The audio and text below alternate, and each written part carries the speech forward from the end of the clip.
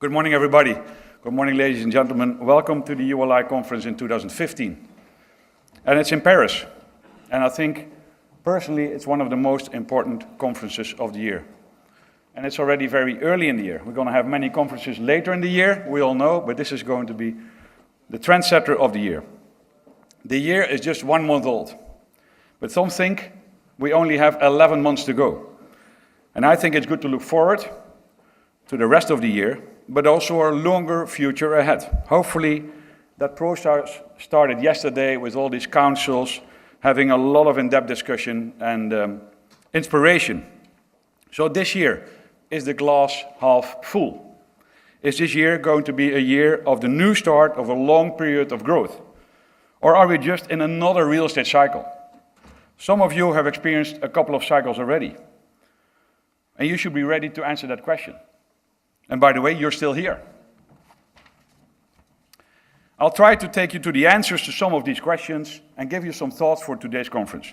This year will not be without its challenges, but I think there is room for a positive sentiment in our industry after the difficult years since the crisis. And that word crisis is something I hope we as an industry can now start to use less. From my perspective, there is evidence through the daily activities of many different stakeholders in the industry that we have all cleared the decks of the crisis and our legacy issues. There are all kinds of signs across the different disciplines represented in this room that we are ready to emerge stronger to adapt to the new world. And in that new world, the urban land will dramatically change. It is a new world. If we look more broadly at the real estate industry, it is clear to see that we are at a turning point. What we now need to embrace is the impact that the globalization and what the focus on austerity is having in a wider social environment. The ECB measures for the coming years are meant to stimulate demand, but will an emotional reaction from the market lead to these necessary changes? The latest reports from Athens are not giving us the highest hopes. Nevertheless, the financial crisis has created some beneficiaries, such as technology. We already live in a highly fertile environment for technology, but austerity has pushed technology in interesting directions.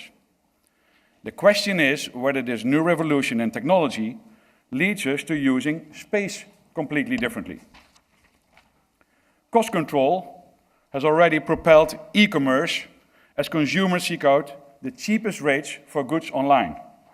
And this has posed both a threat and then a fighting response from the retail sector and the logistics sector. It has also shifted the focus onto sharing. We have chosen to use more things as a community to seek out better value through technology. And that might be bicycles or cars or our houses. And for instance, Airbnb certainly has enough users to make the hotel industry sit up and listen.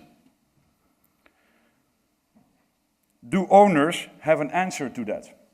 Is the new generation interested in ownership? Flexible use of space is not new, but will flexible ownership be? Will occupiers never be owners anymore, and vice versa? And these are aspects of technology that were born out of the crisis. So what happens? Now there is again that wall of money and funding wave. Well, for a start, actually as an example, Amazon is not only serious about its drone delivery technology, it's actually advertising for pilots. The shifts I'm talking about are also generational. Most of us in the room remember a time before the internet. So we are the digital nerds, but many of our children are digital natives. And Generation Y, or the millennials, as they're sometimes known, grew up with the internet. And this has imbued them with more of a natural focus on sustainability and community cooperation. We're all the same. They genuinely embrace all those concepts I just mentioned. But once they're away from the screens, the bigger ones and the smaller ones, they're also seeking out what they see as real or authentic. They have an appreciation for farmers' markets, one-off retailers, neighborhood shopping centers. And these ideas require quick turnover and very active asset management. It keeps us on our toes. But with a sense of nostalgia, we are also enjoying that revival. Next, we also have to add in how our new world is changing from a physical perspective. Extreme weather events make changes to our climate more evident. The weather, of course, is different every day. But we know that we experience a structural change and that the planet is really in danger. The air, the land, and sea get more occupiers every day. Everyone is fighting for his space and place, but with a greater mobility, more globalization, and an enormous lack of responsibility, we have to acknowledge that the space on the planet is not only getting more scarce, but also more dirty. It's nice to be the only user of space. It's nice to move on to the next space, but look back what you have left behind. What a mess. Old buildings, empty buildings, dirty places, non-recoverable goods, non-recyclable waste. And do you know what the plastic soup of the day tastes like? Needless to say that the importance of sustainability was the one enduring topic through the crisis, so green has stayed on. So coming together at this event as a land use and real estate industry gives us a scope and the expertise to debate these issues from so many different angles. And I'll invite you to do that actively.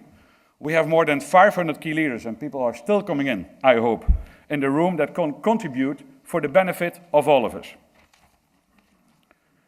These challenges, I think, characterizes the role of ULI more than any other organization in our industry, globally. And ULI aims to provide leadership in the responsible use of land and in creating and sustaining thriving communities worldwide through its focus on research and education. I encourage you to provide support not only personally, but also corporate-wise to ULI throughout the year and in the future. So for today, ULI has put a fantastic program together. Interesting, stimulating, and hopefully actively participated by all of you. It will address some of these issues, which we cannot solve in 1 or 2 days, of course. But a focus on responsible use of the planet is obliged. ULI should not need to change their name over the next 100 years. Thank you very much.